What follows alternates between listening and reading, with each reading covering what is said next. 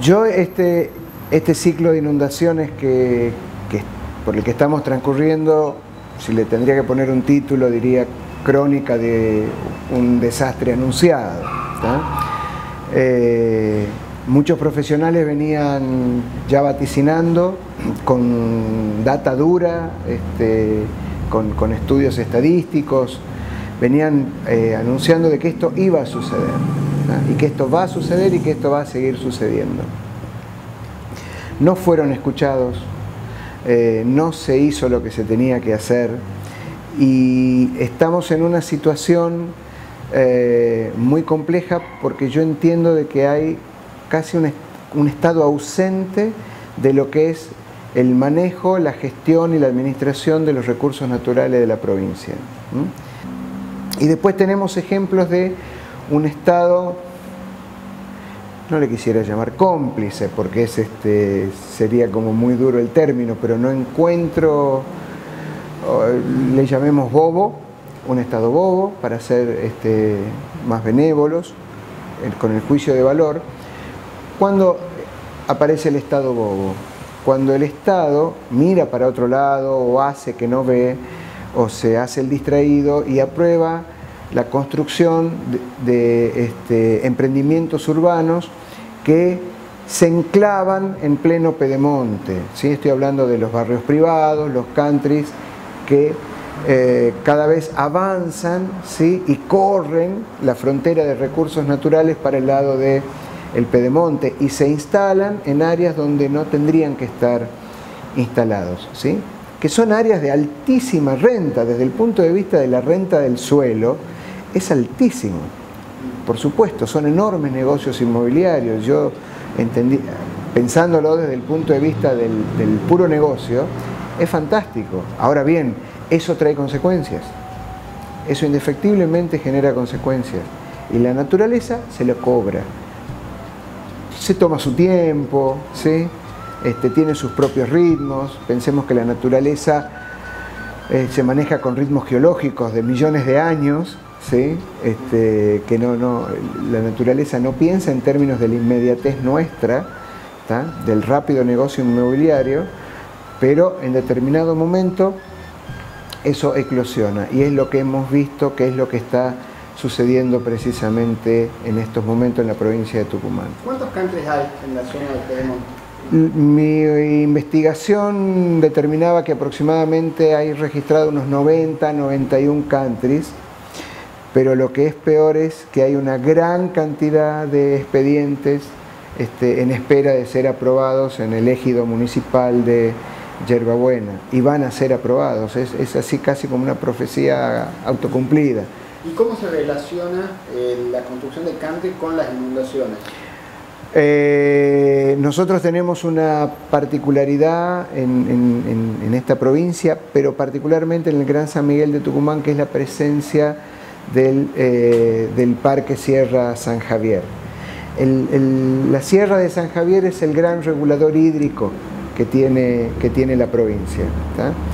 ¿Por qué se habla de que es un regulador hídrico? Porque el bosque de yunga que está implantado ahí, es la característica de ese bosque, permite que los grandes volúmenes de agua que caen en la zona, en el periodo estival, verano, sean captados por los árboles, el agua discurre por ramas, troncos y llega y percola muy suavemente hacia las capas inferiores del suelo. Y eso alimenta los acuíferos, que los conocemos como napas freáticas, y eso le da agua a todo el este de la provincia de Tucumán. Cuando un gran volumen de agua cae y no encuentra la superficie boscosa para ser captado, rápidamente los capilares del suelo se colmatan, se tapan cuando el agua cae rápidamente y el agua empieza a correr por la superficie.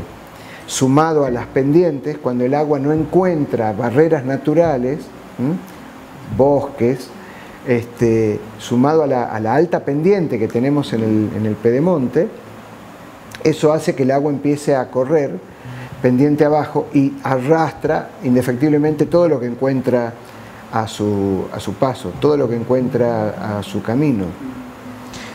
Sumémosle el fenómeno de la pavimentación de hierbabuena. Si encima queremos vivir en esos lugares y que el pavimento llegue hasta la puerta de nuestro living, tenemos que saber que seguimos reduciendo la superficie de captación y de infiltración de ese agua, ¿sí? A su vez, volúmenes de agua que, producto del cambio climático, producto de fenómenos climáticos más de tipo regional, como las corrientes del Niño o el fenómeno de la Niña, que hace que las líneas de lluvia, las llamadas isoietas, se corren, pero indefectiblemente con el tiempo cíclicamente vuelven a su lugar. Está pronosticado de que van a haber periodos de mucha sequía, pero van a haber periodos de mucha lluvia, ¿tá? De cada vez mayores volúmenes de agua.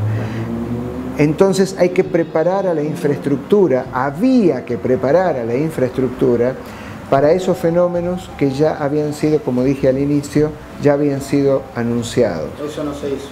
En absoluto. No solo no se hizo, sino que se hizo todo lo contrario. Hemos seguido y seguimos presionando sobre el pedemonte con expansión urbana, seguimos presionando sobre el pedemonte con desmontes para poner cultivos de alta renta, como está pasando en el área de Tafí Viejo, y seguimos con una anomia frente a la posibilidad de cumplir con los marcos normativos que están dados, están vigentes, ¿sí? Hay leyes de suelo en la República Argentina de la década del 80, leyes de preservación de suelo que no se cumplen, porque no se controlan, porque el Estado no ejerce el poder de policía del cual tiene que tener el monopolio. Y además tiene que ser el Estado. No se le puede pedir a una ONG, a un centro vecinal o a un club deportivo que controle la tala de bosques. Tiene que ser el Estado, indefectiblemente. El desmonte en Tucumán hacia el este de la provincia avanzó todo lo que se podía avanzar, ya no, realmente queda bastante poco. Es muy desolador recorrer el este de la provincia de Tucumán porque uno ve hectáreas y hectáreas y horizonte de que no ha quedado una sola cortina de árbol, no ha quedado un solo arbolito ni para sombra del tractorista. Son suelos muy distintos a los del pedemonte tucumano y no hace falta ser un especialista, basta a la sola observación. Los suelos del este de la provincia son suelos que se les llama limosos, tienen mucho sodio, por lo tanto son suelos sueltos, talco.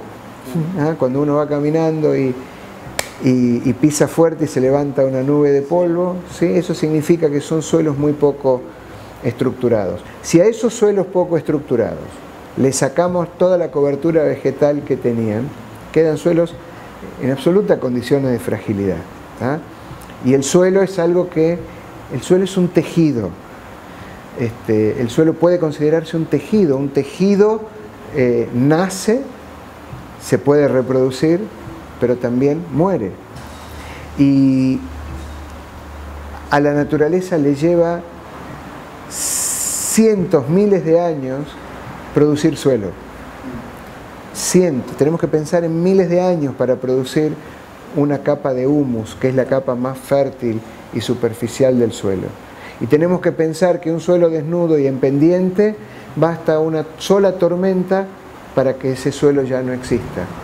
Basta un solo viento fuerte para que ese suelo se vuele. Los suelos se vuelan, es lo que se llama erosión eólica, versus la erosión hídrica, que es la producida por las aguas de superficie. En el caso del oeste es complejo porque el sistema de yungas es un ecosistema muy frágil. Por lo tanto, si nosotros seguimos corriendo las fronteras urbanas y las fronteras agrícolas, seguimos sacando bosque de yunga y a su vez tenemos un área protegida que está bajo el manejo de la Universidad Nacional de Tucumán, que es el Parque Sierra de San Javier, que la universidad hace lo que puede con los pocos instrumentos que tiene y con los escasos recursos que cuenta para eso. La norma de gestión de recursos naturales determina que un área protegida tiene que estar rodeada por lo que se llama una zona de amortiguamiento, o le llaman zona buffer. Esto es, un área que rodea un área protegida y que no se permitan determinados tipos de actividades y que sea el área de transición entre la frontera urbana y el área natural protegida propiamente dicha. El nombre está perfecto, zona de amortiguamiento. Es un área que tendría que amortiguar todo el efecto de la expansión urbana. No existe. Eso en el Parque San Javier no existe. No existe, no existe. La universidad, tengo que ser muy claro en esto, viene haciendo enormes esfuerzos, pero la universidad sola, aislada, no puede hacer nada si no cuenta con la participación de todos los municipios que rodean el Parque Sierra de San Javier. Cuando vos querés hacer un ilícito y tenés luz verde para eso, o sabés que el costo que vas a pagar por eso es muy bajo, es muy escaso, se generan este tipo de acciones absolutamente descontroladas, como es la extracción de áridos de los cauces de los ríos en nuestro pedemonte, que está asociado a un negocio, ¿sí? Es una actividad de renta, a la venta de áridos, a la negociación de áridos, ¿sí? Por lo tanto, alterar los cauces de los ríos, los cauces naturales, producto de esta actividad, también va a generar consecuencias. Por eso las aguas se comportan como se comportan, de una manera tan que uno dice, ¿cómo puede ser que lo que era un riacho se ha convertido en el Amazonas bajando a velocidades insospechadas? ¿Cómo puede ser si esto era un hilo de agua? Bueno, la explico. No hay que ser muy avesado para darse cuenta de por qué están sucediendo las cosas que suceden. ¿Cómo funciona la extracción de áridos? Son máquinas sacando ripio, extrayendo, ¿sí? Y por lo tanto generando huecos, cauces nuevos, ensanchamientos, obstrucciones. Eso rompe con la lógica y con la sistemática que tiene un cauce de agua naturalmente. ¿Y ese árido va a usarse para la construcción? Eso se usa para múltiples, tiene de los usos de los más múltiples que te puedas imaginar. Los que pagan inmediatamente la consecuencia de todos estos desmanejos son los sectores más vulnerables de la población, ¿sí? A los que quieren romper leyes y logran un rédito económico sabiendo que tienen cero costo para pagar, o los costos son muy marginales o son en algunos casos ridículos. ¿Cuál es el costo por contaminar un cauce de un río en la provincia de Tucumán? Y no estoy hablando solo de costo en dinero, estoy hablando de inclusive costo punitivo, costo penal, ¿sí? ¿Cuál es la consecuencia de romper cuanta ley ambiental existe, fruto de la contaminación de los cauces de un río?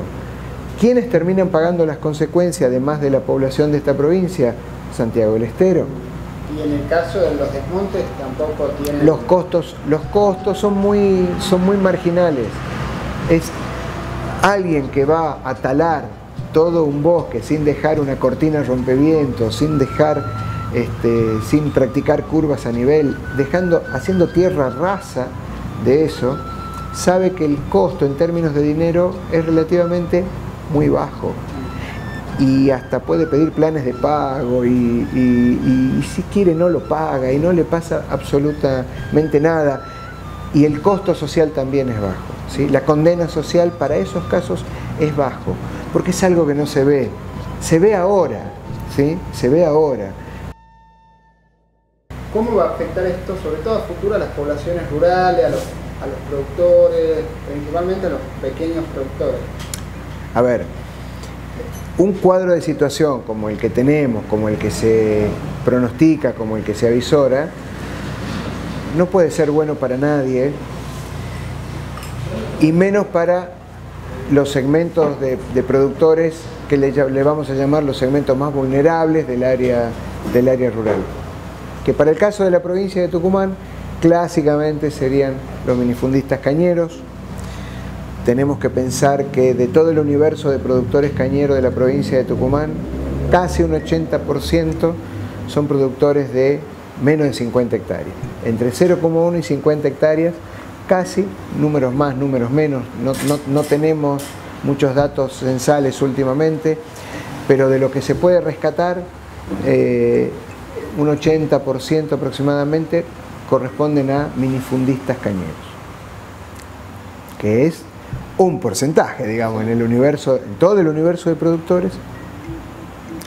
Pero ese 80% de productores, paradójicamente, ocupa alrededor de un 20 y pico por ciento de la superficie destinada a caña de azúcar. Es decir, hay casi un 80% de superficie destinada a la caña de azúcar que está en manos de menos del 10% de los productores. Sin embargo, en términos cuantitativos, estamos hablando de alrededor de 4.300 familias. Por lo tanto, habría que multiplicar al menos por 5. Estamos hablando de un volumen de conciudadanos, de comprovincianos muy importante. Toda esta consecuencia de inundaciones, evidentemente a aquel productor agropecuario, una inundación no le viene nunca bien. Después de las inundaciones se suceden fenómenos como la salinización de los suelos, por lo tanto pérdida de fertilidad. Y si perdemos fertilidad, estamos perdiendo calidad de caña y estamos perdiendo rendimiento sacarino y estamos perdiendo plata. Eso así traducido a la ecuación económica. Eso genera mayor vulnerabilidad, ¿sí? Ya un sector vulnerable lo hace aún más vulnerable. Eso abre la puerta a que el productor venda caña en pie, por ejemplo, que los minifundistas vendan caña en pie, que la venden a precio vil, por lo tanto pierden capacidad de negociación, pierden capacidad de organización, pierden capacidad de lobby, pierden capacidad de presión, de poder sentarse en una mesa y poder negociar en mejores condiciones. Solo trae desventajas y no es una desventaja sectorial. Tenemos que saber que una familia rural, mal vendiendo su pequeña finca, lo único que hace es trasladarse a los cordones de miseria en el Gran San Miguel de Tucumán, con todo el costo social que eso implica.